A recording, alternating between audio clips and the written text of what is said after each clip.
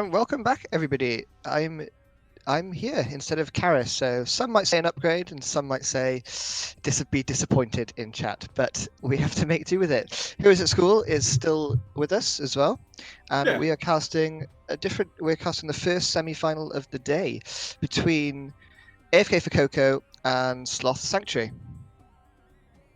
Yeah, gonna be an interesting one. Just by the performance of the quarterfinal that we saw on AFK for Coco on this channel, and that I happen to cast. I'm giving them the favorite role just without knowing anything about Sloth Sanctuary. But we all know that Sloth Sanctuary do have a fair bit of experience in Heroes Launch tournaments. I guess you could say something like that, and they might offer quite a fight here.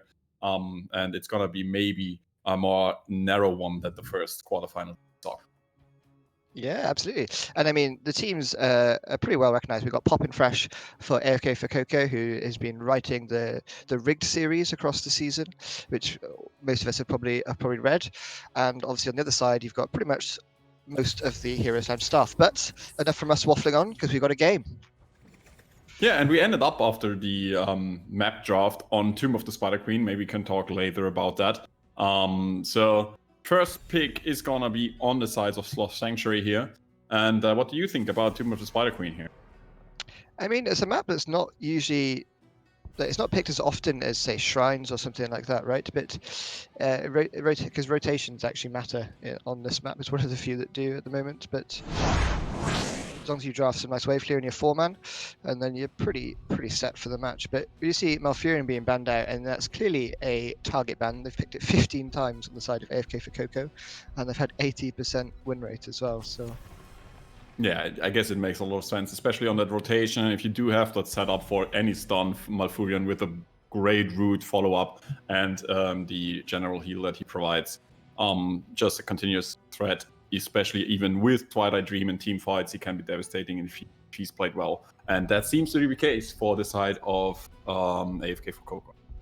yeah, what's interesting is you mentioned about Tomb of Spider Queen. Sloth Sanctuary haven't actually picked it in the regular season, but it's been picked against them 6 times, and they've won 2/3 at 66%. But on the other side, with AFK for Coco, they've picked it themselves 4 times, and they've got a 100% win rate. So Sloth Sanctuary seem to be knowing hopefully they know what they're doing on this map, because clearly it's a comfort for them. Yeah, so standard ban so far with the target ban against Malfurion and with the Johanna ban just as a general meta ban, I guess, especially on Tomb of the Spider Queen, as well as Sul. So meta bans for the side of AFK for Coco, and on the right side we see more target bans. Kind of surprised to see this false step ban here. And we see an early pick on the Sylvanas here, which is very strong on Tomb of the Spider Queen. Yeah, it's Falstad's a little bit unusual ban on Tomb, I guess. I don't know. It is a comfort pick though. They picked it 12 times, 75% win rate as well. So maybe they're just trying to ban out some comfort, or maybe they want to go for some cheeky bloodlust play and don't want to have a Gust disengage. That could also be a thing. But we see Blaze and KT opening it up. Obviously, Kel'Thas, pretty strong on this map as well. Wave clear is important, and you do build up that level 1 globe talent. And obviously Blaze can be flexed into main tank as well, but whether we'll see them flex into the offlane.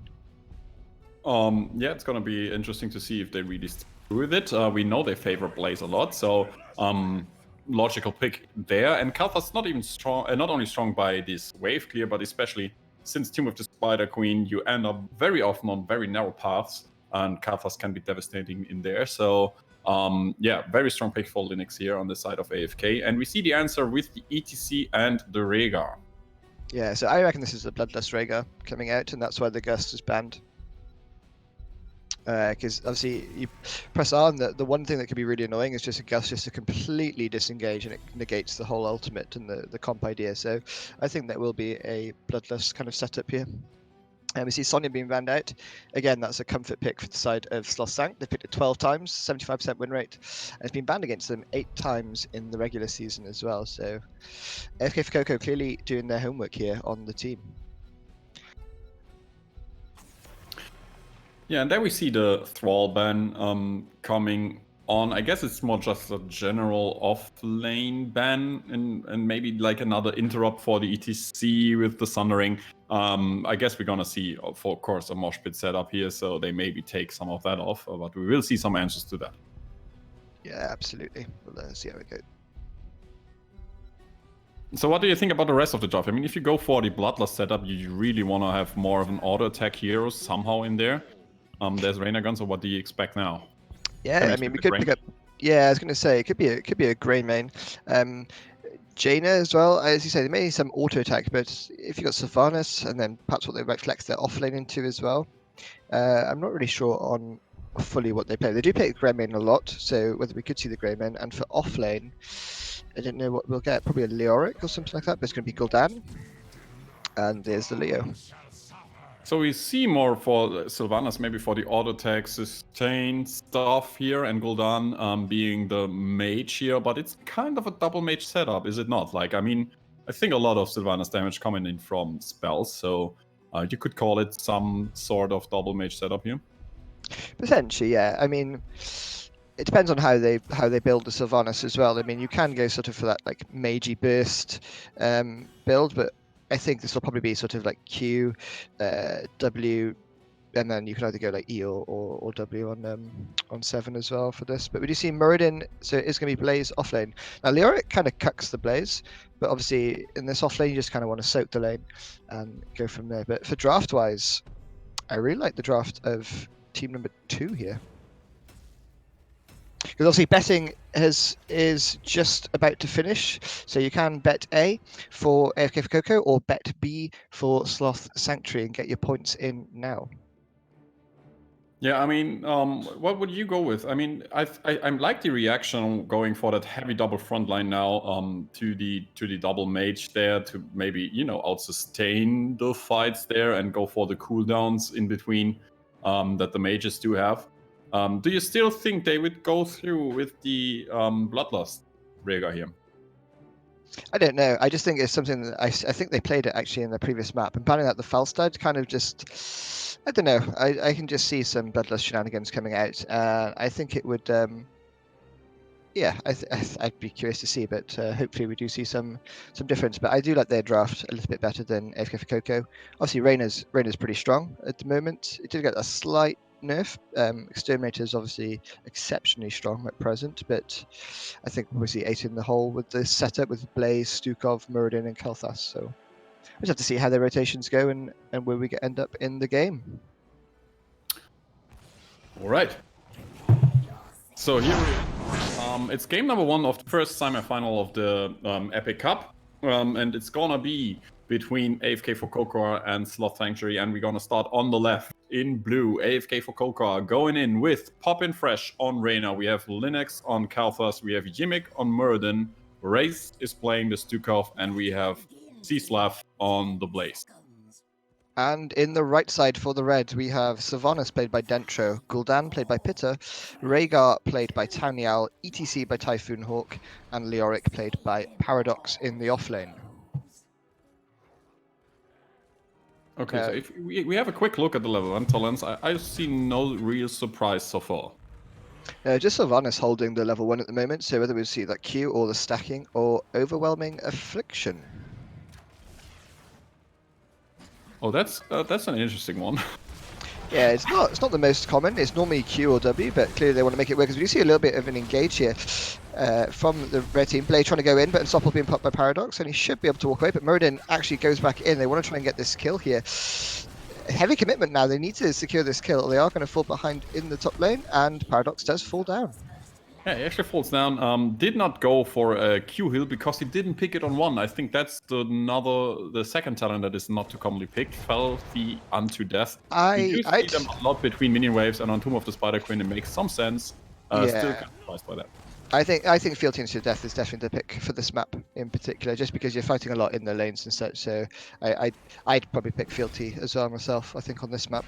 I think the scaling of it as well makes a lot more sense because you get the mana and the healing back as well. Meanwhile, we see an engage on Muradin, but that dwarf has no problem of jumping out here. So it's gonna be a matter of mana addict. It has to be finished, I guess, quite somewhat soon for the Kalthas to have more of survivability. And yeah, fair exchange of. So what is the idea behind overwhelming affliction here? What do you think? I think if they are going into a if they are getting into sort of like a bloodlust AA, perhaps just they want to get that continuous sustained damage with the Gul'dan as well. I don't know. Every player picks their own sort of talents, I guess, right? For me, I don't usually pick overwhelming affliction. I usually either go W or Q on one, but people make it work. Yeah, we saw a sneaky rotation from Sylvanas behind in their own forts just to make sure that she is not seen while taking that bot camp. Smart attempt by her to really go for the early siege camp here, and it's gonna help Leoric to dominate the solo lane maybe even a little bit more, but yeah, they spot it just a little bit too late. Blaze with the jet propulsion, just barely not making it into. Yeah, we see Mercenary Queen being picked up as well, so I don't know. Usually you wouldn't tend to see it. Perhaps it's trying to push and capitalize on this Mercenary Queen.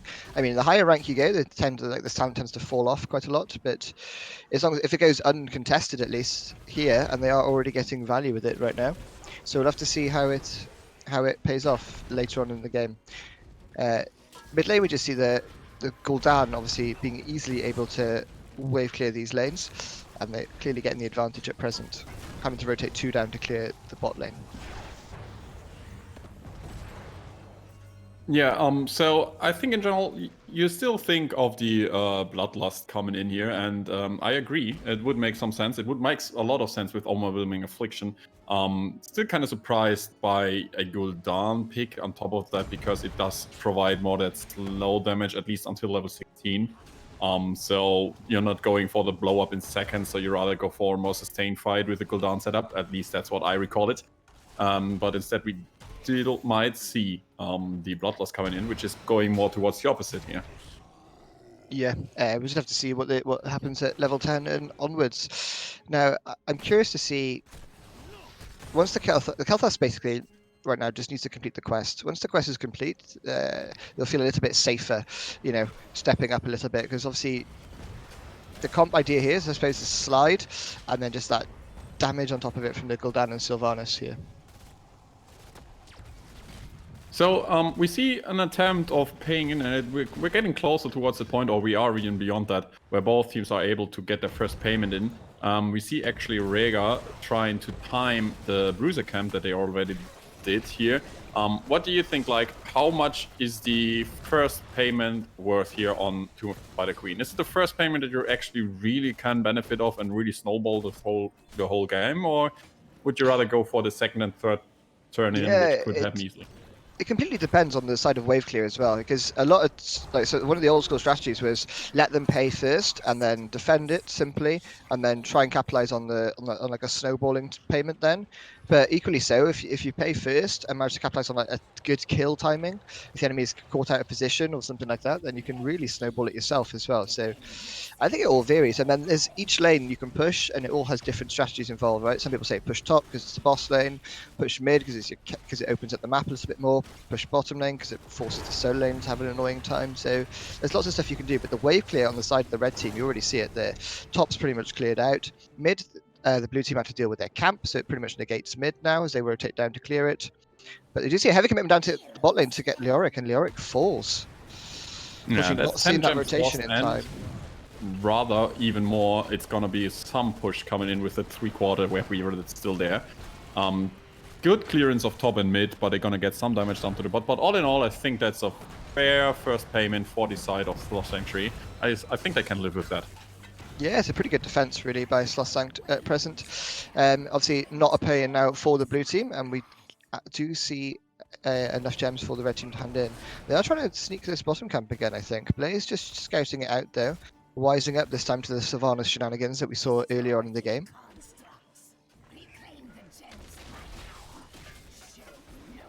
So, I mean, like, usually it happens sometimes, and I think that's when you really can snowball it yourself, not having the first payment, is when you actually, let's hold on to this, but no, Sylvanas is escaping here. When you actually have a double payment ready. I think they're not quite there yet, although we have to count in the gems that they collect during the first web viewer phase that they can pay. But yeah, we see them not being able to pay so far, although they do have level 10 advantage, and now it's the time for AFK to be really careful for engagers. Yeah, there it is. There's the bloodlust. I called it. I don't know why. I just saw the the Falstaff being burned out, and yeah, it was always going to be bloodless. I think. That's gonna be a good call here. I have to admit. Rustukov being quite a pest in the payment interrupts there for DC. I think he tries top bot to really get the payment through, and he doesn't get it. We saw Haymaker used already onto the ETC, but no problem him. Jakao just casually walks out here. Yeah, we do see combustion on the blaze as well. So a few interesting talent picks all around here. Not Pyroblast, unfortunately, either. But yeah, love to see how they all work up. Half expecting to see Mind Control, Rain of Destruction, but no, we did see Wailing Arrow and Horrify here. Yeah, But, so some standards are here. But what do we see? It's Typhoon trying to get this pay in here, and does manage to secure the pay in. The blue team trying to engage here. Doesn't have Haymaker available for 3 seconds here. Bloodlust being popped though, and the Horrify on top of it as well. ETC goes in, trying to get the slide down onto Muradin. The knockback as well, the stun coming out, but it's not enough here. ETC does have Wash Pit available onto the Entomb. That's 2 going in. Reyna interrupts it though. Can they get more here? But Kelf has damage on top of it. They die one by one. Whoa! And the counter, just the Reyna sustain, auto-attacking away and spreading the living bomb, and we see 4 people falling for the side of the red team. A turnaround in the fight. I mean, I love the engage onto the Muradin, and they got him down fairly fast, and they had a good look in this team fight, and the web weaver phase coming on, so this was looking really rough for AFK for Coca, but then the sustain damage from Reyna really kicking in and turning the tides here. Yeah, absolutely. Just if Reyna being left alone just to shut up the damage. I think 2 people ate the flame strike as well. So it obviously procs at level 7 damage, burned flesh, and then combine it with the Stukov, the slow from Stukov into the silence, and just proccing Reyna's damage there. So really nicely played. We see Linux still caught out of position, and he actually falls, so that's a 4 against 5 situation that they're currently facing, but they almost have no chance, apparently, of course, because they all lost them in the team wipe. There we see an Entomb, nice caught on Reyna, and there's no chance that Reyna can survive something like that. No, that's two quick successive kills there for the red team. What can they do with it though? As you say, they lost all their gems in the when they got wiped. So what can they do with this? So they just opt to take the camp there. So you think with Sylvanas, maybe they just want to sort of try and get some quick siege damage, maybe onto that mid wall, open it up perhaps, push top. But at present they're just opting to play it a little bit cautious. So we see Ominous Wraith taken here from Leoric. So he's gonna be able to negate a little bit of the Reyna and Kalthas damage if he positions himself correctly. And that's gonna help them quite a lot. Yeah, I think the Reyna was key in that fight. I mean, he was sort of left alone. He didn't get quite caught in the mosh pit, so he was able to interrupt the mosh pit and just put out all that damage. And yeah, unfortunately, it clearly worked for them.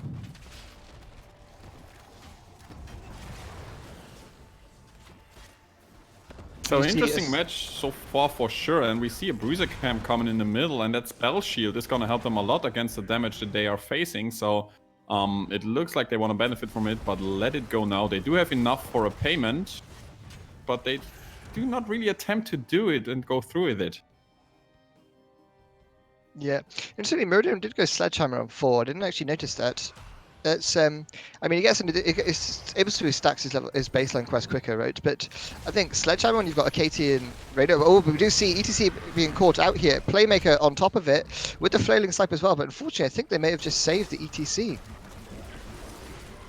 Yeah, Wailing nice Arrow coming out there. Yeah, good Wailing Arrow there just to make sure they can negate it.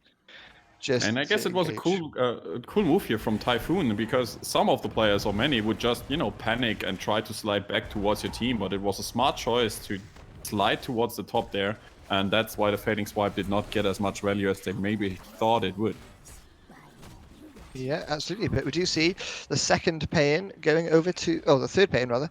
But the second of the team's pay-in. I can't speak English today. The blue team putting in their gems. Now, how much can they get done with this? So, last time, we do see, again, the camp timing from the red team. But this time, they're turning it into fight here. They are going on to the ETC again. And they... Oh, Muradin jumping out from the Horrify. Actually, clutch there. So... Red team trying to retreat here. Pitta falling quite low on the Gul'dan. Tiny Owl trying to heal him up. But Yeah, this means time this with the fort engage, should go. We saw the Stuk of Silence, and that really kicked in because ETC did not have his Q available to glide out there and negate some of the damage, so he really paid full on it. Is there gonna be another Haymaker available? It is, but they were unable to position themselves correctly. And we saw Gul'dan slowly starting to kick in here. Some 27 stacks though on his Echoed Corruption, so he really needs that finish before 16 would at best, but that's not gonna happen here. Yeah, absolutely. And thank you for raiding Heroes Lounge number 2. Thank you for joining us. We are casting the first semi-final of the day between AFK for Coco and Sloth Sanctuary. And currently, it's a fairly close game. 7 kills to 3, level 16 talent to 16 talent momentarily. But at the moment, this is the first structures have fallen here for Sloth Sanct. So AFK for Coco capitalizing on their payment there. So Ruinia's Affliction is now here. We all know that's quite a power spike for a Gul'dan setup, but you really want to have that quest finished until then, and it's nowhere near to be done, so that's another 13 stacks missing. Yeah, there's not been many sort of skirmishes and brawls. The blue team have been quite good at sort of avoiding it. They're only going in when they need to, or they've been caught out in sort of slight rotations. Obviously, we saw the Kel'Thas and Reyna falling to that, so not too bad here from the blue team. Oh, and coming out here onto Gul'dan. Playmaker available, root from Stukov into it. Oh, but the cleanse coming out here. Cleanse the playmaker as well, actually. So it did go on full cooldown here. We see the counter engage. Engage on Kel'Thas themselves, but Jet propulsion coming in from the side and actually finishing off the Gul'dan at the same time. The combustion is doing a lot of damage in the backline. The Org is trying to get away, and he does so. Now the fairing is fairly even. Moshpit is immediately interrupted. We see the silence coming in from Stukov, and the first one to fall is actually is the ETC, but now Sylvanas kills off the Blaze in the backline, and we do have 2 against 3, but they are also low, and there's Reyna falling, set up resets coming in for the Li Ming, and we see Stukov fall as well. What a fight. Oh boy. I think you mean the resets for Sylvanas' Q. There's no Li Ming in this game, buddy. It's not a Ming, I know, but you know, in such a clutch moment, it can be quite helpful. Of course. Yeah, really chaotic fights there. But the mosh pit being interrupted by the Blaze was absolutely clutch. Whether it was by chance, but I don't know, because it was, you could hear the wind up, right? And Blaze started charging in. So if that was intentional, fair play. Shout out to the Blaze player. Wow. But we do see the wipe going pretty much even in kills, but they did secure the pay-in here. So what can you get done with this pay-in? As we see mid, Gul'dan, Sylvanas and Leoric just trying to make sure they secure some structure damage themselves now. Bot lane should fall automatically to the Web Weavers, and top's being cleared up by Muradin. Muradin sitting on 41 gems as well, so he has to be careful not to be caught out of position here. And looks like with Susie a 5-man rotation coming in there. The Stormbolt is missing and he's trying to run. He must have his jump available, but where will he go with it? He's just making his way with the Haymaker. Oh, get out of my way. Nice move here. Yeah, Playmaker being used defensively there, just to make sure the Muradin can live. But this keep wall is falling quite, at the moment. This Web Weavers is going unattended. I mean, you'd rather give the fort and just make sure you defend your keep walls here, because bot lane keep wall's gone down as well, and mid now the whole keep wall. So that pay-in got a lot of value here. And we already see a level lead for the red team. They're extremely close to 20. Might see an yes, they really go fast through with this. They know they have the lanes pretty much pushed, and they go for an immediate boss, but it is kind of spotted. We see most of the team moving towards them. Blaze is a little bit late, though. No, they're not going to be there. They're not going to be there in time, unfortunately. And that's the value of Bloodlust when you go PvE, I guess. Yeah. Now, what can they do with it? Are they going to push with this boss? They do have Sylvanas, but they are so close to 20 as well. They kind of want... They should be able to get 20 from this wave. Or maybe they need one more. This is so annoying. They don't want to step up too hard, right? Because they really want that 20 advantage, but they should get it from this wave now. And then they can start posturing it more aggressively. And there's the 20s. We see them. So this is going to be the Buried Alive from Leoric. Both the Storm from Sylvanas. Not yet. There it is. And we see... Now this is where Bloodlust is actually insane at the moment. I think 20 Bloodlust is really good. Like, it actually makes the talent seem... It's going to be 30 seconds for it though, and we might just see the top keep fallen, and Blaze meanwhile so can level 20 himself. Yeah, Murden's posturing around. He really wants to go in with that Q and land a Q and then go in for the playmaker. The red team posturing aggressively here. Bloodlust not up for 15 seconds. They're trying to look for end. I think they need to get a few kills or a good setup here to try and end the game. Core is losing its shields. Just really low, and he has to be careful. He's actually teleporting back to get his health. Bloodlust available in 2 seconds here. Can they do this though? Blaze goes in with the stun. Still got silence on top of it. Horrify coming out here. Tiny Owl pops Bloodlust here. The red team trying to focus the core. Core going down to 40%, but 2 go down, 3 go down. I don't think they can do this, but Deathmosh, is it enough to zone him? Core at 30%. It's just Pitter and just Enter Alive. Can they do it? No, and it's a defense by AFK for Coco. They hold at 30%. Okay, so I mean, I guess the call was go core, and get some death metal value, which, by the way, was picked here. And they did get it done, so Sylvanas and Gul'dan were able to do some damage. And we have to be honest here, I think, with the finished Echoed Corruption, this could have been really close. We saw at the very least, we saw 2 full Gul'dan salvos of the E-spell coming in there on the core and could have gotten down with the Echoed Corruption. Yeah, but now we see Blue Web Weavers coming in here. They want to try and secure this keep, and you already see the damage coming out. Murden is tanking this, so he does need to be careful. Stukov does proc the heal. Oh, they just try and secure the kill onto Paradox there, but Paradox not falling for it and using his E to get away. Yeah, almost. Yeah, so Buried Alive is ready again. Mosh is still there. We see Horrify in like 3 seconds. Are we going to see deja vu here, but for the blue team? No, we're not. Blue team sensibly retreating and not wanting to do the same here on the other side of the map. Instead, they try to relieve some pressure from the top lane where they do miss that keep. That makes a lot of sense, and that Weaver is still some sort of healthy.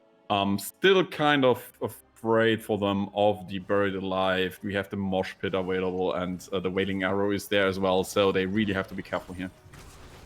Yeah, this is where it's all gonna matter. We did see Demonic Circle being taken by Gul'dan as well, so can posture. So it does have that teleport available to safety. Yeah, I mean, but if we take a look at the position of that circle, that is kind of, well, okay, I mean, now it makes a lot of sense because it's gonna be in somewhat safe place, but if they really went for a fight underneath the keep, that wouldn't have brought him way too far up, away from the fight. So now at the moment, this is where it's going to be up to the first team to make a mistake. We've got camps available on both sides. There's no keep in the top lane, but no keep in the mid lane. So those catapults will have to push out. Boss not up for 1 minute 20, but here we see the blue team going in aggressive here, landing a stun onto Leoric. Bloodlust being popped here by Tiny Owl. Blaze goes in, looking for that support with combustion here. Oh, the red team though, ETC falling low, does have Deathmosh available, remember, and Cleanser's coming out. That's a 4-man Deathmosh here, but the red team kind of zoned out at the moment here, but Buried Alive coming back on top of it. So much is happening. The moment Horrify comes out quite late, but is it enough? How is Rhaegar still alive there? Why is he still running around that little wolf? Crazy place for Tiny Owl here to survive all of that.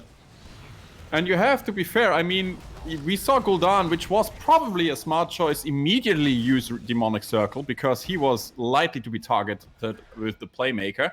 So he got out, but they had to fight a 4 against 5 situation for crucial 10 or 15 seconds. And that's why the Death Mosh did not value all too much at first, but then the Buried Alive kicked in and really they're trying to end, but they're so low, and they just ate a Flame Strike from the Kel'Thas there with that Ignite at 16. And we're not having this. And their core is actually going to lose some damage here. There's 2 catapults on it, and we're 20 minutes into the game, so maybe they're going to try to go for Boss. Boss is up in 5 seconds, but I don't think that's enough time, even with Blood's not available for 15. So this is a bit of a fiesta at the moment. Game number 1 here in the first semi-final of the day. Yeah, and I mean, you said like the first team to do a mistake would lose this match, but apparently both teams now made some mistakes here and there in that fight, and nobody lost the game yet. So yeah, it's still gonna be decided by the next big team fight, of course. But yeah, both teams now casually and carefully looking for the boss. Yeah, both teams are pushing around. We are probably going to see a little bit of a skirmish coming up. Obviously, Gul'dan does have that Demonic Circle available. Sylvanas is way off the play, and I think if they see it ping now, they might have a chance. So yeah, we immediately see the reaction coming in from Murden, and he tries to go for the play, but they know at least one member is down all the way at the bot lane, and big boy Blaze though. Here we see them go in, Silence is sitting on target, and now the Commander is fighting What the fight is going on? And now Sylvanas is here though, and immediately the ETC going in to get a death metal value, and he actually gets this again. So we see the bird alive taken up off of that, and we see the erase of Reyna, Blaze, and Murden falling down. And there goes the Stukov as well. Only Kalthas is on the run, but he won't be able to escape the Leoric. And only ETC paying his life, but with quite some some payback for that. Yeah, I mean, I don't think I've seen someone dying get so much value. I mean, all of these team fights have been won purely because the ETC has died. Yeah. And lands like a four-man, you really four-man could or tell that three-man I death go in, I rush. die, come on, kill the rest of them. Yeah, as Tiny Owl is probably going to fall. No, and unfortunately that's going to be GG going over to Sloth Sanctuary. I'm not sure how they managed to win that. AFK for Coco. Oh, so close. But yeah, GG's going over to Sloth Sanctuary. Bloodlust and Deathmosh clearly OP. I don't know what to say about that. Oh boy, what a game. Yeah, I'm. Yeah, I mean, we saw so many unusual ults. Playmaker, combustion. I mean, would Bunker have helped? No, probably not. I don't think Bunker would have helped in terms of the Bloodlust at all. It probably just would have got shredded by the Bloodlust. But yeah, I mean, what can you do against Deathmosh? There's literally nothing you can do. You can't interrupt it. There's nothing. Yeah, I mean, you could. It was well played by DC. We can't take anything away from that. I think. Like that desperate situation. Going in with a Mosh first, they interrupt it, and then he gets his last value that he can get in, and really performed on that. yeah, the Deathmoshes. Shout out the ETC player. Clearly, inting for Mosh was definitely the strat there. Inting for Mosh paid off. As we are just waiting on the teams just to decide on where we're going. So obviously AFK for Coco has the choice now of map pick or first pick. If we just want to cover off the bans quickly, we didn't get a chance to do that before the game started. So we just look at the map bans, and we did see Sky Temple and Cursed Hollow being banned out by AFK for Coco. Sloth Sanctuary banning out Infernal Shrines and Towers of Doom, and obviously game one we just saw was Tomb of the Spider Queen. So just still waiting on one of the teams to decide. Obviously, I think both teams probably a little bit stressed after, or found that game a little bit stressful for them. I can't imagine what comms must have been like for both those teams especially on the core attempts, right? Core number one, they defend it at 30%. Core attempt number two, they have to retreat because they're too low. AFK for Coco deciding whether they should core or not. They decide not to. So, yeah. And they had their fair chances. I mean, I think they had an excellent chance. I think their best shot was at the fight at the Bruiser camp, because it was like the one spot you really want to fight with a Kalthor setup. So yeah, that was kind of interesting to see the fight there, and especially I really felt kind of worried about the team of of Sloth Sanctuary, because they really had to abandon, or rather Gul'dan had really to abandon the rest of Yeah. Circle, which was quite a good call in general, because he had to go out because he was targeted by the Muradin there. So he had quite a crucial time to come back there, but Tiny Owl doing an excellent job on the Rhaegar to survive in all of that. I think she was on 100 hit points or below for like 10 seconons there, just running around circles and in the bushes here and there. Great plays and from both sides, and death metal value for the first time there. So yeah, great performance in general from both teams, and what a clutch game. Looking for more, really looking forward for more here. Yeah, I wonder if we'll see a Rhaegar ban out here, just so they don't get baited by the Bloodlust again or something. I think the level 20 Bloodlust made such an impact in those team fights there, because before we saw, I think AFK for Coco are pretty much winning the fights, apart from one. But Bloodlust 20, where it actually gets value, is just quite strong. Yeah, and chat is already going in with a Bloodlust better than Haymaker confirmed. Yeah. Okay. I mean, to be fair, that's probably a battle of ultimates we won't see too often happening. So if you ever get information about that, it's gonna be this game. Yeah. Yeah, I think Haymaker has its place at times, but I think there, unfortunately, maybe they didn't see the Bloodlust, right? I think they saw, because they got the level 10s just before Sloth Sanctuary did they? Or I think the Rhaegar held off. I'm not sure. Anyway, but perhaps if we saw that, we'd have seen the Avatar just trying to stay alive. But maybe it was supposed to be used to try and disengage, or just try and catch some out on rotations. But yeah, we'll have to see what happens in the next map, as we are going. Still waiting on one of the teams, unfortunately. So as we look at the bracket quickly, we can see that this is the first semi-final of the day. Heroes Lounge 2 just joined us after casting the previous quarter-final, and it looks like Johnny Sin's Butt Buddies beat Mustaches, and that's a good win for them, since that was the only team that actually beat them in the regular season. So well played to Johnny Sins, and they will go up against Unstoppable, which was cast momentarily ago by Heroes at School, I believe that's yourself, and by Karis against Diablo Immortal. Yes, it was, and Unstoppable really performing. We expected quite a narrow game there between Unstoppable and Diablo Immortal, and surprisingly, Unstoppable took a 2-0 against Diablo Immortal in quite some style there. They really performed with high synergy, being able really to work quite great as a team. It's going to be interesting to see what will happen in the upcoming games for them.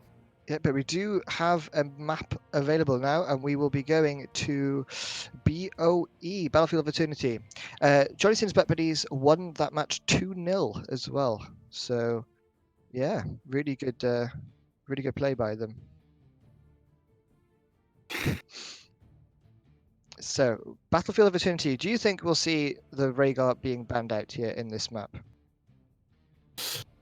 I can't imagine. I think they maybe got caught off guard with the Rhaegar Bloodlust pick. I think if you see another Rhaegar pick, you might maybe have an answer ready for that. There are more just interrupts than just the Gust. I think you could go for more stuff there. Maybe, but especially I think on Battlefield of Eternity, you have so many high valued heroes, map specifically, that you really have to be careful with what you really want to ban and what you want to pick here. Kind of interesting for me throughout the whole day that Zul doesn't really make an appearance. We saw him twice today, I think, but he's hardly ever banned. No, we only saw him once actually. He's not banned. He's not picked. What do you think about it? I mean, Battlefield of Eternity, not the map to really talk about that, but in general, I think Zul is high meta these days. Yeah, I mean, currently in my games, I see him picked or banned first time at the moment. He's not usually let through, particularly on rotation heavy maps, right? Like Tomb of the Spider Queen, there's no chance that I wouldn't have banned Zul or picked him if we were playing at the moment. But some teams just don't seem to favour the Zul pick, but. I'll see how it changes. I do believe one of the teams in the Cups already has picked him, so he has seen some action so far, but we'll just have to see how it plays out throughout the day.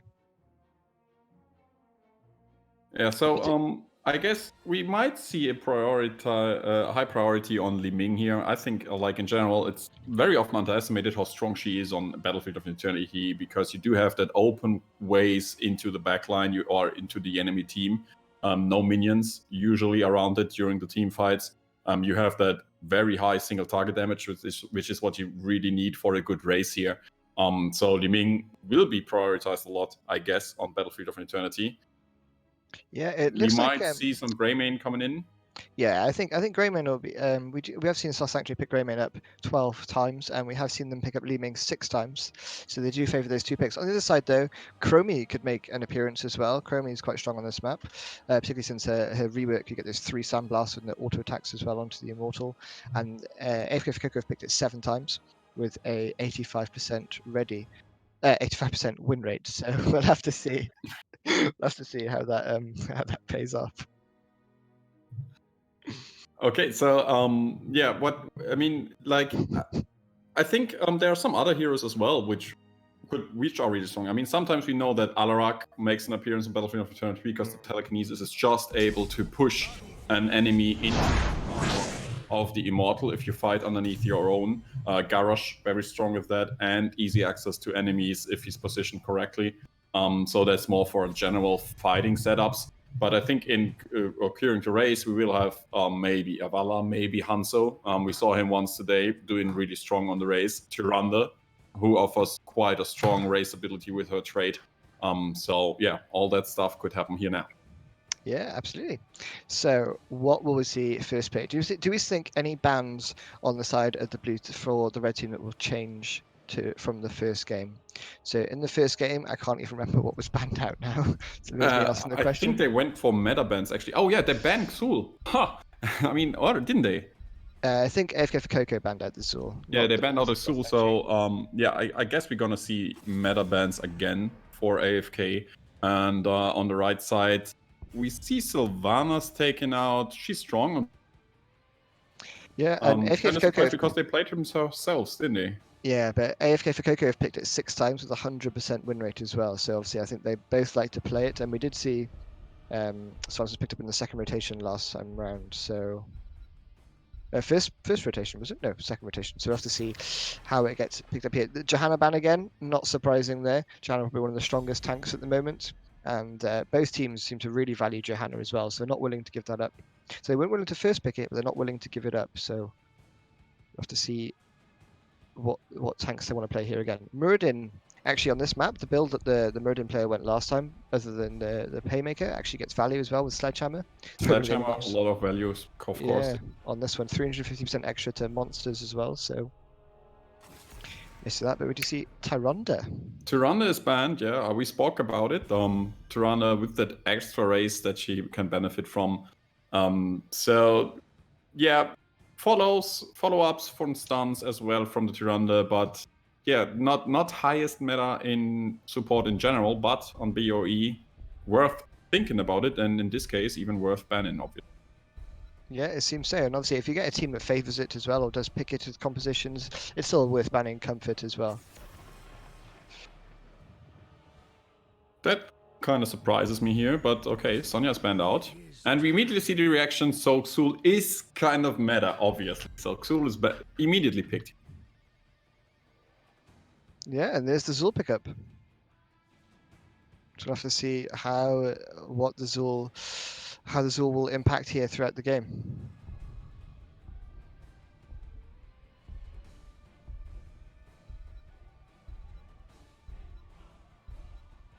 And what picks we're going to see. So there's the Li Ming pickup and Malfurion. Obviously, we mentioned Malfurion during the first draft. Malfurion's been picked up 15 times by them with 80% win rate, but that's an instant Ana Vala pickup here. All right, so no second thoughts at all. Obviously, not minding the enemy draft.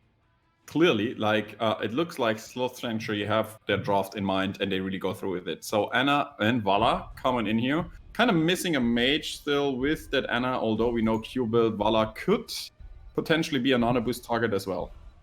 I mean, Zul as well, perhaps being nano boosted could be quite fun. I mean, we saw Bloodlust with the Gul'dan, so I don't even know anymore in this game. So, but I'm surprised we didn't see the Ana being picked up by the other by AFK for Coco. If they're going to first pick Ming, usually you tend to go Ming Ana or Ana Ming rather, or whatever it is. But usually you want to combine those two together because they're so potent and so strong at the moment. Yeah, kind of surprised, by the way, this time that the Malfurion is let through. We talked about it during the first match because he was banned there. We have 15 picks during the regular season on the Malfurion for AFK for Coca and a win rate of 80%. And he's allowed here, so maybe sticking with the idea or maybe having an answer to that in the draft that they had in mind here. Yeah, I mean, you see them banning out Uther, so not wanting any double support Valor, or well, with the Uther, they could still go for a double support. Might even see a Rhaegar again, and there it is. And we do see a Yrel as well, so it's going to be Zul main tank with double support Valor and a Yrel for the offlane. Now, Bloodlust with this, that's actually kind of scary. Well, we do see a lot of peel and interrupts, although on the other side for AFK with the ETC, with the Blaze. And we know like a Mosh could be quite a good interrupt as well, could be as strong as a Gust, maybe even better because it offers your own team some damage there. And we see Hanzo who can slow it down with the Dragon's Arrow. So yeah, I like the idea of some out-of-box thinking here on the right.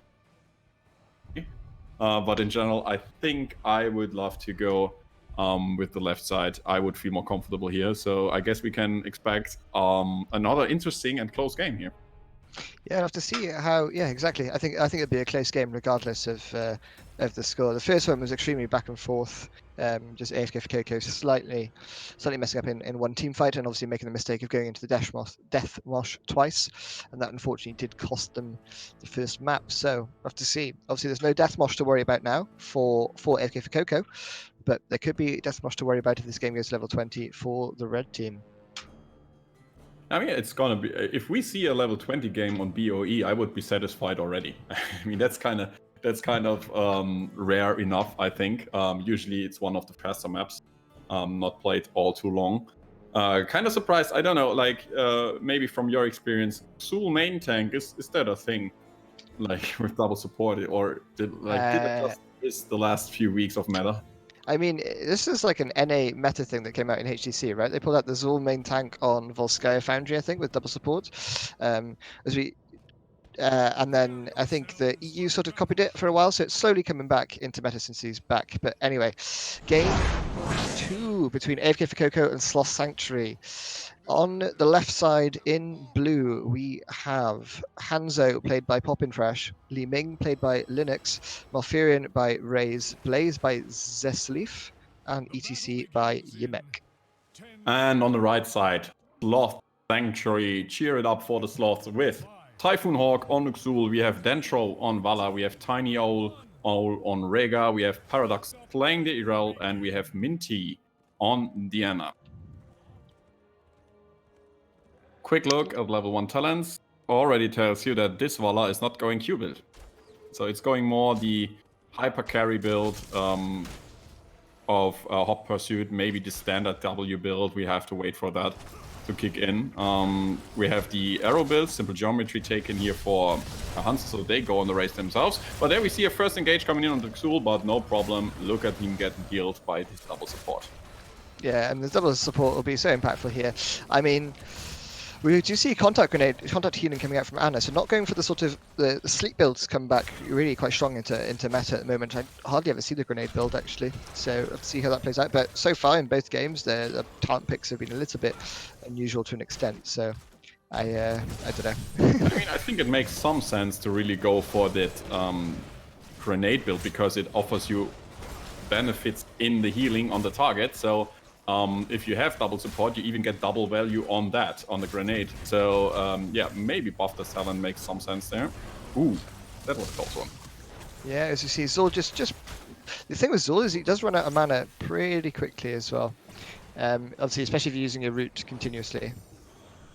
The ability, yeah. But I think late game, the fights will probably favour the double support team the longer these fights go on. But obviously you've got Li Ming and Hanzo for the poke, but you've got the double support for that sustain as well. So we'll just have to see how each fight. Hopefully they're probably going to try and go for like an ETC slide, Malfurion root into Li Ming combo on top of it. Obviously you've got Blaze then to come down as well late game.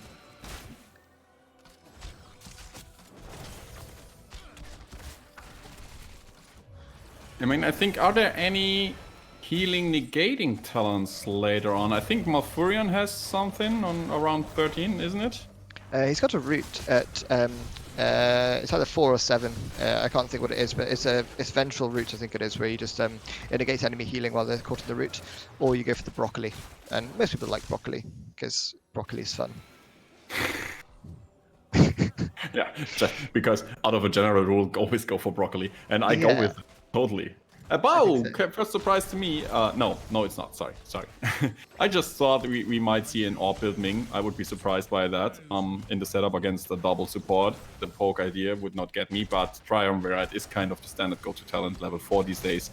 So all good. And we see punishment taken here from Vala, so really going for that standard build these days, not the map-specific Q build, which we, or at least I, first.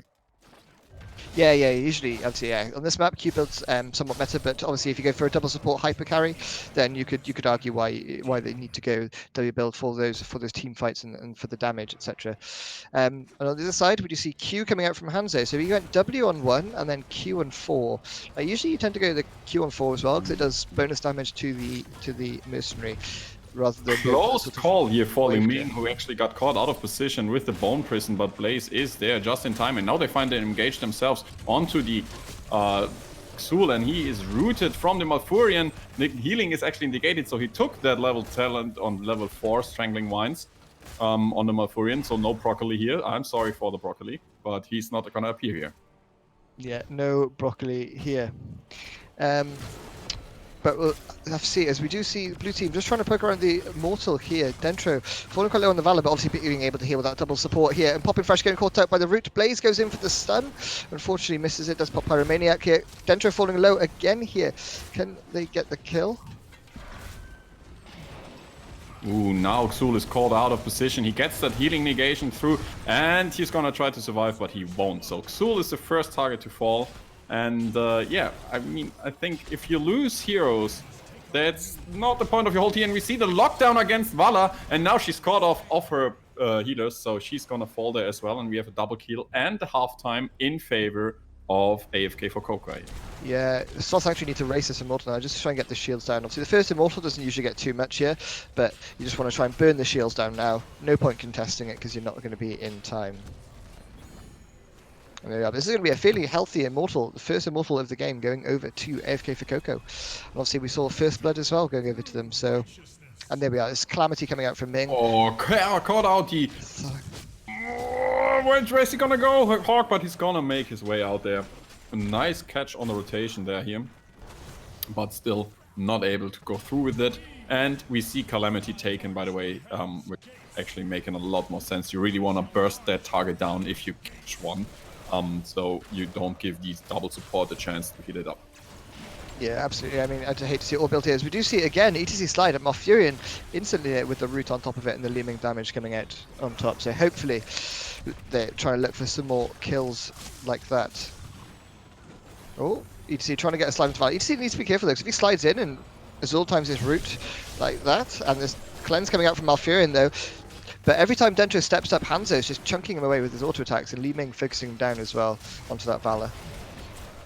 Oh, ETC again falling low, the contact grenade coming out from Anna. Oh, Malfurion trying to keep him alive for 100 HP, but it's not enough, and ETC goes down. Ford is down on the other side, and that cheeky Immortal is even given another sword hit onto the Tower of the Keep, but that's about it. Yeah, so we do see the fort going down here, but now the red team, with that one kill on ETC, trying to capitalize on it. I wonder if they can try and secure this kill as well. This fort, but looks like without the minion wave coming in, they're going to have to start retreating because ETC is back up now as well. I mean, that's one of the benefits of Cthulhu, obviously. If he got caught enough to one of the enemy minions, he could have made another skeleton and they could have stayed underneath the fort there. But unfortunately, he wasn't able to. Bone Prison is used onto the ETC, but he actually slides offensive against the Valor there in the backline. Very aggressive plays here. There's another Bone Prison hitting him, and the root is there to peel off for him, and he's gonna survive. So a lot of damage exchanged, but nobody died. Yeah, I've only just actually realized that ETC level 4 went Crowd Surfer. Like, that is a talent that I very, very, very rarely see. Yeah, I think it's usually the further knockback, isn't it, on the W? Yeah, because the W range kind of sucks, really, without it, if I'm honest. But again, we see ETC slide and Root coming on top, and Nanabu's coming out onto the Valor here. Valor trying to chase down that ETC. But they just need to try and secure the fort here while Nanabu is active, and it is Bloodlust again. Yeah, it is Bloodlust. We have Nanabu's taken, we have the Ardent Defender, obviously, and Strafe to just get out the damage, and we have the Skeletal Mages. Kind of expected. Level 10 now here finally for AFK for Coco as well. I guess, yeah, we see Twilight Dream taken because like that is not a lot of healing negation. So that's one of the talents we've been looking for. How can you negate healing from the enemy team? Yeah, like silence on the enemy healers if you get to them. Would be a call. And again, Dragon's Strike taken, by the way. So no Dragon's Arrow. I mean, okay, if you go for the Mosh combustion... Oh, did you see an engage onto Urel? Cleanse coming out here. Urel popping her ultimate straight away, making sure she doesn't fall here. Combustion again coming out, but it's not. It's really interesting. As Dragon Strike comes out and doesn't really do much. But you see the red team trying to engage back on top, and the red team managed to secure the Blaze kill here. Blaze actually the first to fall. Malfurion is all out of mana and dropping lower and lower and lower, but he somehow survives there, so they stay with this one death of the Blaze. But they're gonna lose the halftime show for sure. Yeah, we have Disintegrate as well, not Wave of Force. So some interesting level 10s again this game. So that's all. It's all fun. Yeah, I mean, I would have expect like if you have that Bone Prison, everybody's coming towards the target. Like Wave of Force could have helped a lot there, but instead they go with Disintegrate for I don't know, whatever reason. Like maybe scare that Valla off a little bit more. Yeah, I mean, AFK for Coco are known for picking Dragon Strike there. I think I've seen it in their games before, but they are trying to race this Immortal down now, as we do see the red team just being a little bit slow to react. No Bloodless available here for them now. Nano Boost is available, but we do see Dragon Strike up on the other side, and Disintegrate, of course. Yeah, Valla is starting to race down now, so we ETC Oh, rotating. But she actually gets caught by the... Wow, that cleanse was just in time, but she should not get caught like that from the Immortal. But now we see a fight coming in. Dragon Strike is hitting at least some sort of damage to the Ana there, which is quite a good target for that.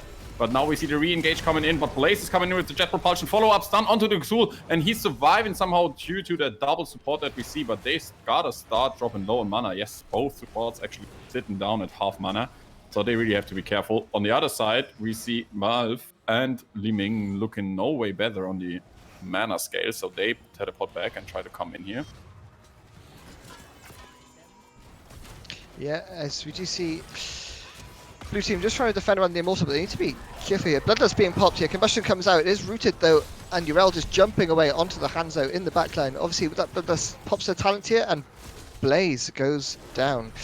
Can they get more here? They're chasing in for more. Dentro going in here, trying to get damage on DC, but Crowd Surfer. See? See? Crowd Surfer value. Come on. There you just go, like casually through the wall. You know? It's like Bubble Hearth on your relic. You just don't expect it. And when it gets picked, it's anyway. Crowd Surfer getting value. Come on. I mean, just imagine a cow coming through your wall, just just sliding through with a guitar in its hand. Yeah. Okay, so Immortal. It's Immortal, fairly healthy. The fort falls down here. Can they get the keep as well? They should just get keep all here, but I wonder whether they'll get the keep. We haven't seen a single mosh pit yet from the ETC, so whether ETC is holding his mosh, they're trying to look for that big boy mosh, but might be worth trying to. They don't have that many interrupts actually. They only have Sleep and Urel. Oh, but they have a cleanse as well, I suppose. So yeah. ETC going in here, lands a mosh pit onto hits 3. a lot of targets, and it looks like he's the clutch one. And there, Dragon Strike value, boom! Down you go. First target is down. Rega is down. Xul is down as well, but it looks like they're gonna be happy with that and try to defend off that. Yeah, absolutely, and they still defend the keep as well. So there's the mosh pit that we were just talking about. ETC found his Archie, presses it, gets the mosh pit onto 3, and there we are. We see 2 kills falling down for Sloth Sanctuary. AFK for Coco fighting back. Yeah, I mean, there's still a lot of ways to come back into this. ETC is currently busy at the top lane, clearing off that wave. Taking, by the way, Pinball Visit, so providing even more damage on level 7. Haven't talked about that yet. So, what do you feel like? With the later game, will the setup, the general setup of the missing tank, I guess you could call it a missing tank, will it come in better or worse for the side of the Sloth Sanctuary? I mean, it depends on the fights. I mean, the double support comp, right, is usually for the sustained fights, and obviously at the moment, Bloodlust is completely negating the combustion engage because combustion's pop, Bloodlust is pop, and they just heal back up from it. So at the moment, it's the fights are definitely favouring the red team. But if they can get a big mosh pit, if Dragon Strike can be useful, and then Li Ming coming in with the damage as well, then the fight. So it depends on the resets. They get one reset, they can snowball the team fight. But at the moment, the red team are clearly winning team fights.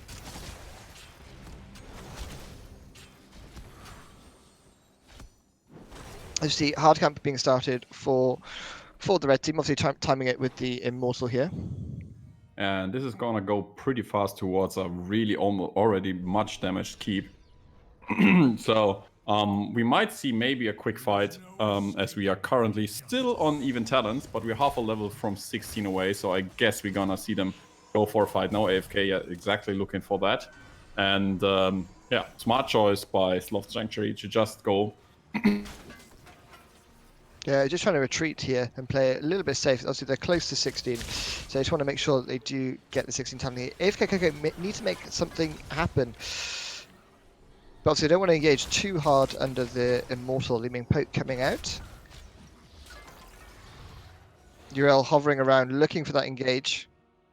But again, just want to wait for 16. This is the one issue where you just don't want to hold. A sleep comes out though. Malfurion Cleanse already being used, so that's quite a long cooldown. ATC is going in. Mosh Pit lands onto 2 here. There's no interrupt. Sleep comes out. Silence comes out as well. Combustion on top of it with a LOL strike, Dragon Strike, and they get the kill.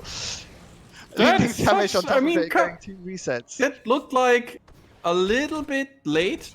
Like in general, you felt like, I mean, top keep is fallen, but it felt like, okay, Mosh, where's the damage? Where's the damage? Where's the damage? No interrupts coming in, no damage coming in, and then finally Dragon Strike.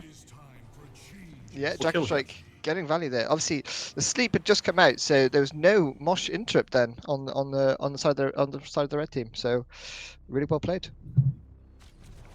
And it looks like AFK for Coca find the rhythm in their semi-final.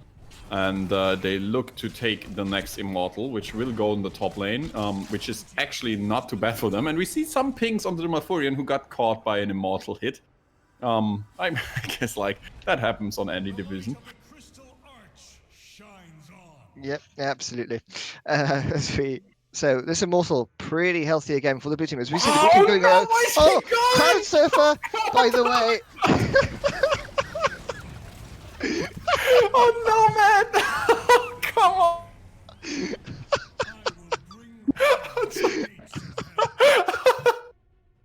I guess we're gonna see that clipped.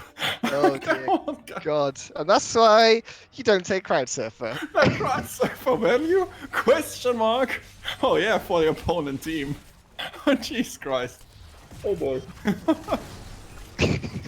Oh man, I really feel bad because they really made such a smart rotation. They're going aggressively in the way of the rotation of Sloth Sanctuary on their way to the top lane and almost caught the Vala out of position. And if that Crowd Surfer would hit anything of the Vala, she would have gotten killed. But instead, he casually slides through towards the enemy keep and gets caught there. No chance of survival. Yeah, and obviously we've seen Crowd Surfer get value, if you can call it value, because he didn't die, and now we've seen Crowd Surfer not get value, so it's 1-for-1 in the battle of Crowd Surfer being useful. Okay.